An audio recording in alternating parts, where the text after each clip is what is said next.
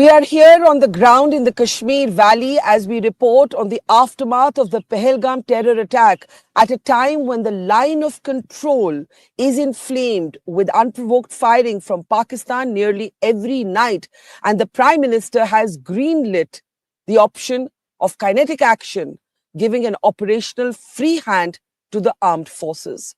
I'm Barkha Dutt. You're with the Mojo Story. From the ground here in the Kashmir Valley, we will be reporting every single day on the aftermath of the Pahalgam terror attack. Now, we know by now that the Prime Minister has given the green signal to the armed forces, saying that they are free to choose the mode, the timing, and the target of their response. Both kinetic and non-kinetic options are now firmly on the table.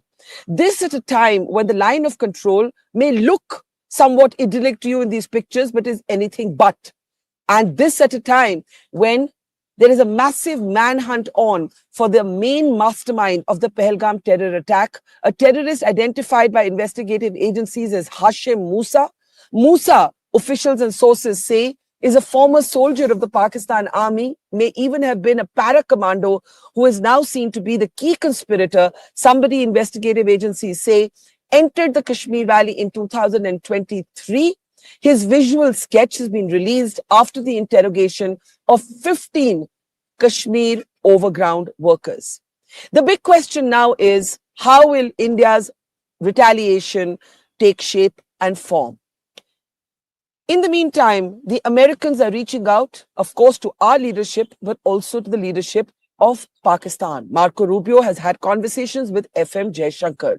There's a lot to talk about, and I want to introduce our newsmaker on the program today. Lieutenant General D.S. Hooda is with us. General Hooda was Northern Army commander when the surgical strikes of 2016 took place, and I want to welcome him to the program because he is somebody who has actually seen up close what it takes, what it involves to plan a military response in the aftermath of a terror attack, what the accompanying risks are, and what the gains could be and should be. Thank you so much, sir. We're here on the ground in the Kashmir Valley, my reporting beat now for 3 decades, an area that you have spent so much of your life through some of its most troubled years.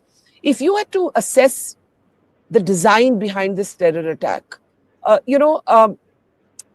it takes me back about 25 years when the Sikhs of Chitti Singhpura were massacred when Bill Clinton was visiting India. This time this happened when J.D. Vance was in India.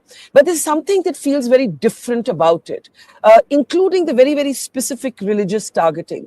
How do you read the design behind this terror attack, General Hooda? Barkha, thank you. Always a pleasure to be on your show. Let me just say this, as you said, this is different from what we have seen in the past. It is definitely not a group of terrorists sort of roaming around and accidentally stumble across unarmed tourists and then carry out this attack. It has elements of deep planning. Recce has been carried out. An area has been selected where the security force presence was almost not there. The manner in which you said there has been religious targeting, specifically, pulling out Hindu males mostly and killing them in front of their wives and children. To me, this is a clear, deliberate sort of escalation from Pakistani side, knowing well that there would be a response to this incident. We can go behind what the motivations are. Pakistan Army under tremendous pressure in internal security duties, accusing India of supporting militant activities in Balochistan. The statements that have come out, by the Pakistan Army chief, personalities matter a lot, Barkha, when we look at these things. And so, the whole idea of Hindu-Muslim being different, two-nation theory, etc. So I think clearly the fingers are pointing towards some planning that has been done clearly and has the approval of the leadership in Pakistan. And when I'm saying leadership, I mean military leadership. In fact, the dots are being joined between the very communal, unhinged speech that Asim Munir, the Pakistan Army chief, makes on the 16th of April. This attack then takes place on the 22nd of April.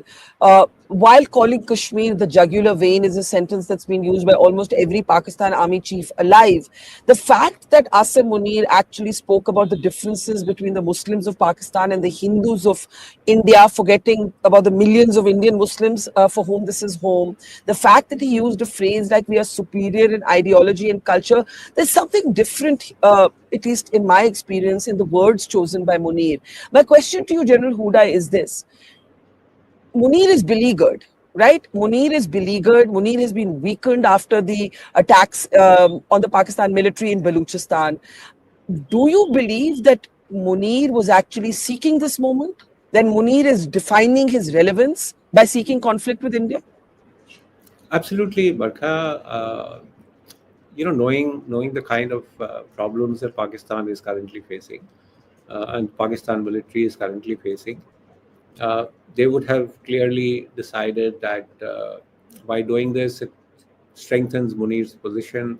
He's also under pressure from the local population because of what he has done with Imran Khan, who appears to be the most sort of popular leader in Pakistan. The way the elections were conducted, and how the current political leaders have been propped up by the military. So perhaps this is a way of trying to get the country behind the military, that the military now faces a threat, and therefore the only saviors of Pakistan today could be the Pakistan Army and its chief. Uh, all this, I'm sure, Barkha, has been thought about. As you said, immediately after the speech that he gave, the communal color to this killing, the attempt to sharpen this Hindu-Muslim divide. These are all not some things that some local group of terrorists would plan and execute.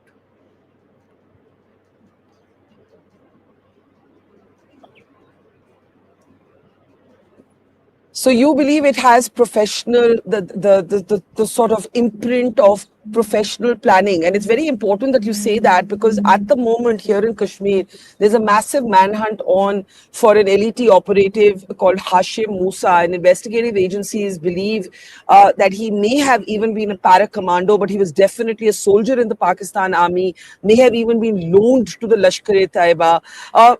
With all your experience as Northern Army commander, have you seen that happening in the past? We know from the 26/11 attacks that the Pakistan Army were the handlers. You had handlers from the Pakistan Army, but actually, in terms of a former army soldier crossing over to the Lashkar and becoming this key operative on the ground, this is based on the interrogation of 15 overground workers here in Kashmir. In your experience, is this something you've encountered before? So, Barkha, I haven't personally encountered this, but let's step back about a year and a half, when the Director General Police of Jammu and Kashmir stated that about 100 terrorists have sneaked in via the international border, and are the ones that are involved in activating what was clearly peaceful areas in the Jammu region, Katwa, Riasi. Katwa hadn't seen an incident in 15 years. He also mentioned at that time that these people appear to be better trained, the manner in which they were carrying out ambushes, etc.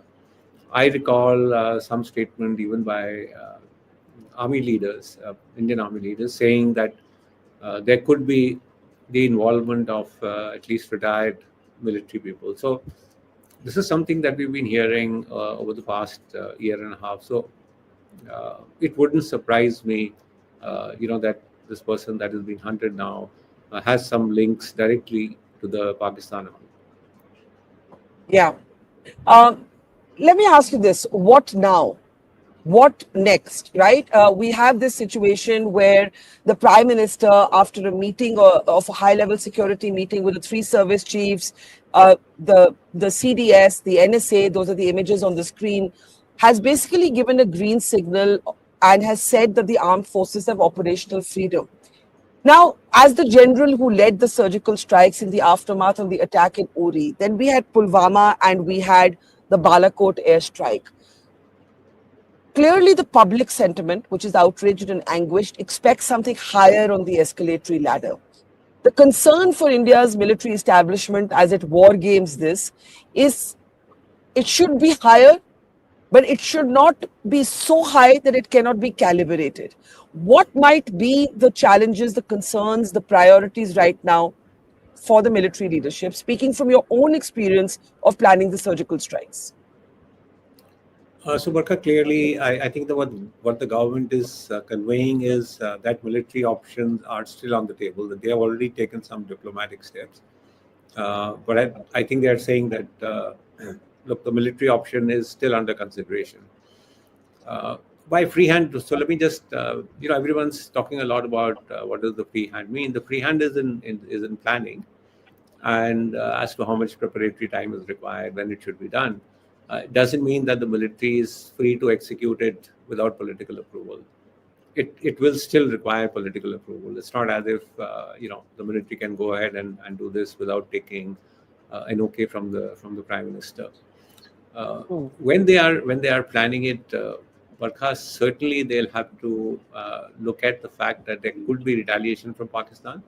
I would go beyond could and say there would be retaliation from Pakistan. That Hmm. should be expected. So how is that to be calibrated? Uh, what would the escalatory ladder look like? And at each level of escalation, how do you manage that escalation? How do you control that escalation? These are things that they would be looking at. I wouldn't hazard a guess as to what exactly the targets would be and how they would be hit. I mean, this is something that the military will plan on. But in doing this, I'm sure they are catering the fact that there could be a level of escalation. Obviously, we don't want to discuss what the likely targets, possible targets are, nothing operational. But when you say that we have to factor in for Pakistan retaliation, one of the things that occurs to me is that Uri and Uri and Pulwama, and then the military, the kinetic action taken afterwards, the theater of conflict was defined, right? And it was within Kashmir.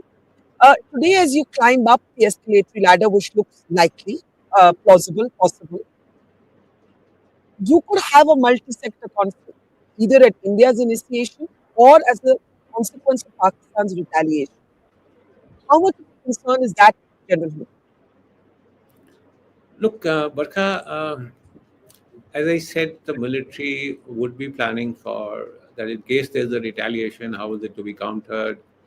Uh, what would be the response in case Pakistan retaliates to a possible military strike or military operation by India?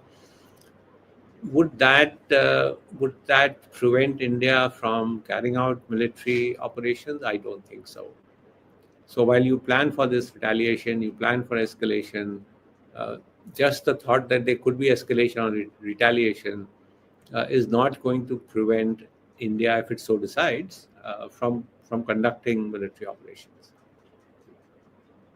Do you not think that that decision seems to have already been taken? That when we had that statement saying that the Prime Minister has left it to the armed forces to decide on the mode, target, and timing of the attack, rather response, the word attack was not used, response, mode, target, and timing of the response, that it is the clearest signal that we've had yet that there is going to be kinetic action, that the military option is going to be exercised, and that it will be therefore, I don't know about higher on the escalatory ladder compared to the surgical strikes in Balakot, but different from it. Would you agree with that assessment, or would you have a different assessment? No, no, I would agree with it. I would agree with it that when we are planning this operation, it's going to be different. If you look at between 2016 and 2019, we did escalate. I mean, at that time, everyone said the use of air power is very escalatory, and so. But India went ahead and did it not only in Pakistan occupied Kashmir, but in territory that was mainland Pakistan. So you could see a higher level. Uh, will it definitely take place? How and when it will take place? But I don't want to really say that yes, India has planned. I would say Hmm. it's looking likely. Just given what India has done in the past, given the reputation of our Prime Minister, who's uh, has responded in the past with military action to terror attacks. So, uh, to me, it's looking likely. I won't say it's definitive. What would be your counsel as someone who has experienced this? And we'll talk about the surgical strikes in just a moment. But what is it that you learned, from that moment that could be applied to this moment? For instance, I've been speaking to some soldiers, veterans who say that kinetic action must have the element of surprise. You have Pakistan doing these crazy press conferences in the middle of the night, saying that, oh, India is going to attack in 24 hours. Oh, India is going to attack in 36 hours. Clearly, they're rattled. Clearly, they're expecting something. So, despite the public sentiment, ki abhi kuch karo, if you're a military man, you can't think emotionally. You have to think in a very cool way. You have to establish your motive and you have to choose your timing, even if there is huge pressure to act now and act visibly. So, my question to you is, what would be the safeguards that India must ensure? What would be the concerns and what would be the challenges? Learning from your own experience in 2016. Look, Barkha, there are. I would say yes. Both sides militaries are currently prepared, but that doesn't mean that you cannot find sort of adequate targets to strike if you so decide. Uh, I would say both for the military and in some ways for the political leadership, uh, just insulate ourselves from this noise on social media that puts pressure to act, react immediately. We need to think strategically. We need to think carefully. The Pak military is a capable force. I mean, this is not Israel versus Hamas. We are two conventional militaries. So therefore, the selection of targets, what time it has to be done, what preparations are required to be put in place. I think the capability is there. With the Indian military, with the Indian Army, the Air Force has significantly increased its capability to carry out such kind of operations with Rafales coming in, with the S-400s to defend your own airspace. So the capacity and the capability exists. Uh, let's plan coolly. Let's plan it at a time when we think it's appropriate. So that I suggest should be left to the military leadership. And as I said, let's not come under sort of pressure from social media handles. That's a really important point because you have too many bombastic trolls and opinion makers on television as well, keyboard warriors who actually do not know the cost of war. And I think that is very a critical point that you make. I want to talk about the line of control. It feels like we're back to the future. I remember being a young reporter here when every day there was firing at the line of control. We haven't yet seen the use of mortar fire, but small arms fire, LMGs, this is now the new normal. Every morning we wake up to an army bulletin about Pakistan's firing across the LOC. We're also seeing this now move beyond the Kashmir Valley into areas along the international border, such as Akhrur. Uh, the ceasefire at the LOC has pretty much held. Is that now de facto over? Is the ceasefire effectively gone?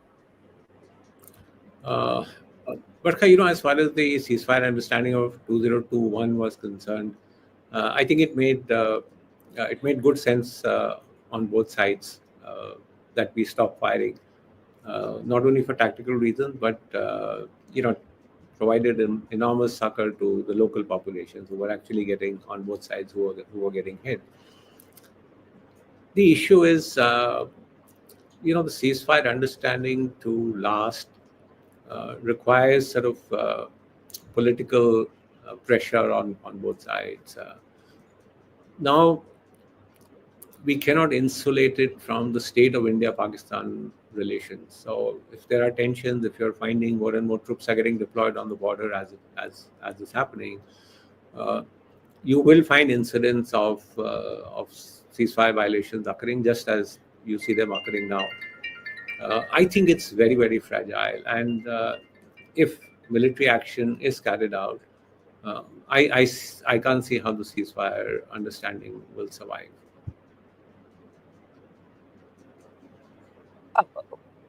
But in that sense, my concern is also about China, because you have the line of control that's inflamed.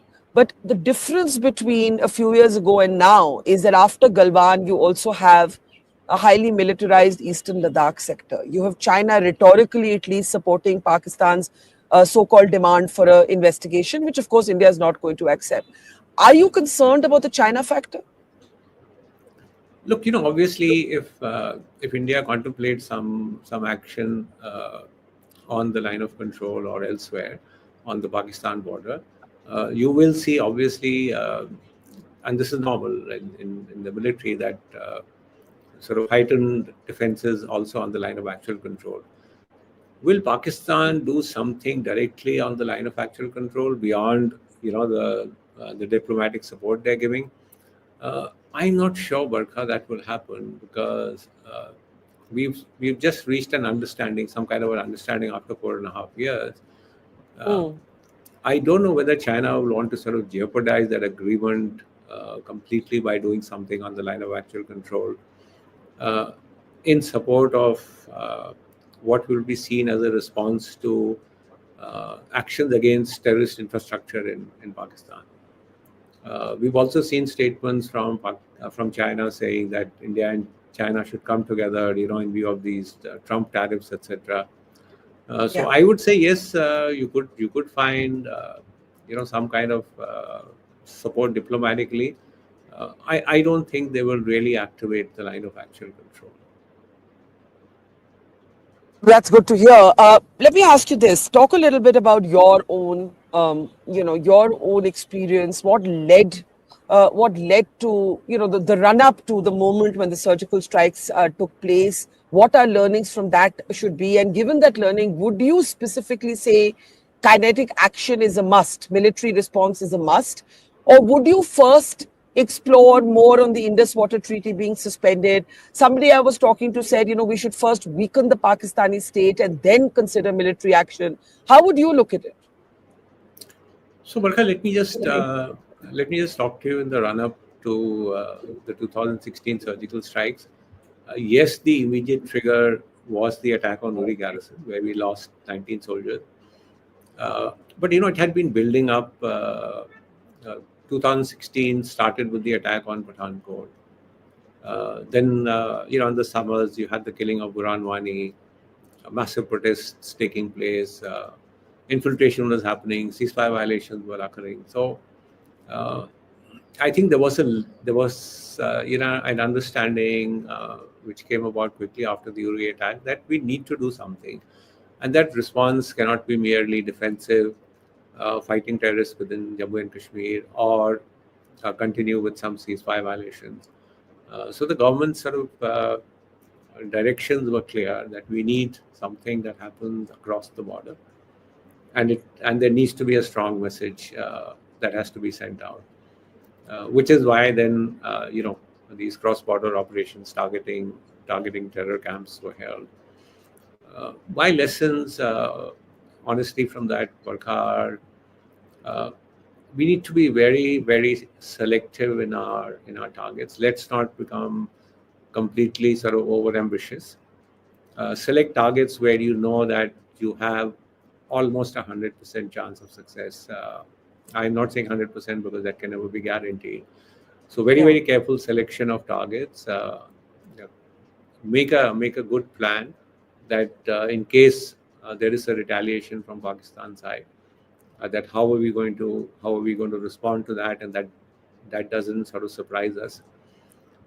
On the issue of whether military action is necessary, uh, Marka, I think the problem is there is very little that India can bilaterally do with Pakistan to pressurize it by non-military means. So diplomacy, frankly, doesn't exist.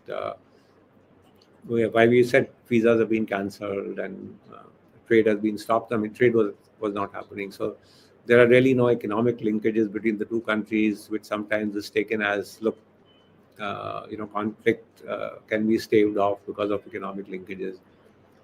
Diplomatic pressure has its limitations. We've seen the kind of statements that have come out.